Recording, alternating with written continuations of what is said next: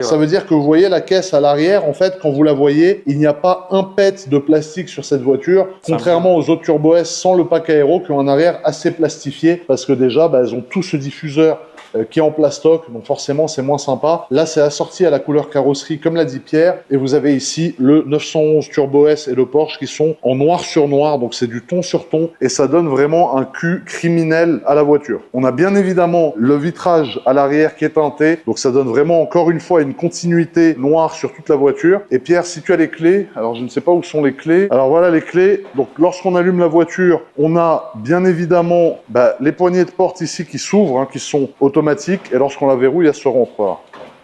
Donc il y a un petit moteur dans les poignées de porte, ça c'est plutôt sympathique. Ouais, j'aime bien aussi moi, ça c'est très stylé.